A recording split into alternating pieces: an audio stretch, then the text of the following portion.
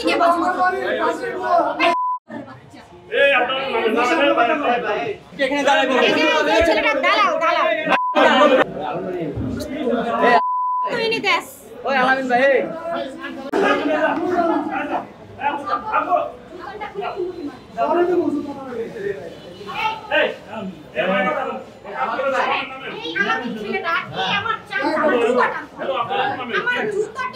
আমাকে নিয়ে বাজি করতে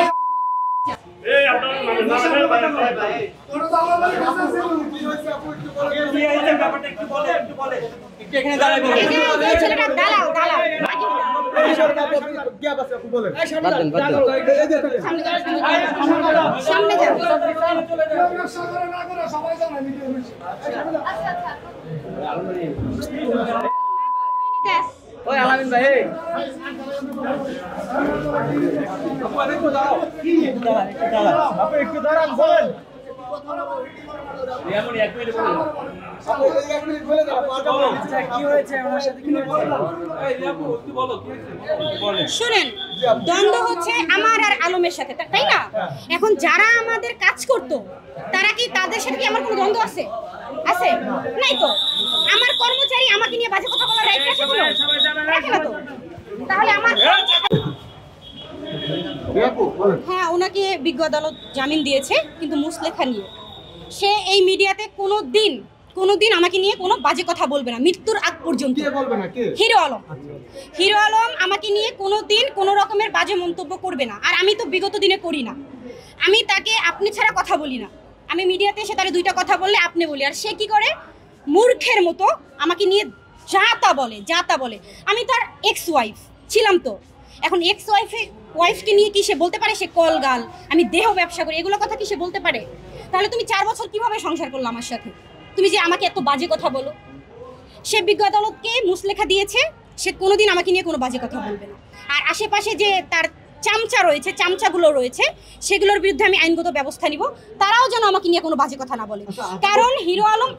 হিরো আলম আর আমি যখন একসাথে ছিলাম আমাদের কর্মচারী আমাদের দুজনের টাকাই বেতন দেওয়া হতো তাহলে আমার বেতনভুক্ত কর্মচারীরা যখন আমাকে নিয়ে বাজে কথা বলে তখন আমার খুব খারাপ লাগে এটা তাই না যেই লোকটাকে আমি বেতন দিয়ে চালাইতাম যেই লোকটা সংসার আমার বেতনের চলতো সে যখন আমাকে নিয়ে বাজে কথা বলে তখন আমার খুব খারাপ লাগে তাই তার আশেপাশে যে চামচাগুলো আছে তারা যদি আমাকে নিয়ে বাজে কথা বলে তাদের বিরুদ্ধে আমি আইনগত ব্যবস্থা নেব আসামি আছে তাদের বিষয় কি আপনি ভাবছেন কিনা গ্রেফতারের বিষয় নিয়ে এটা আদালত বুঝবে তারা যদি এসে আদালত থেকে জামিন নিতে পারে নিবে আর যদি আদালত মনে করে তাদেরকে শাস্তি দেওয়া উচিত শাস্তি দিবে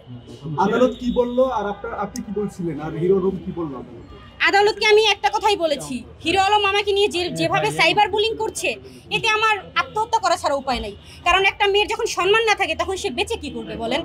আমার যদি আত্মসম্মানটাই না থাকে আমাকে যদি সমাজে আমি যদি চলতেই না পারি তাহলে আমি বেঁচে থেকে কি করব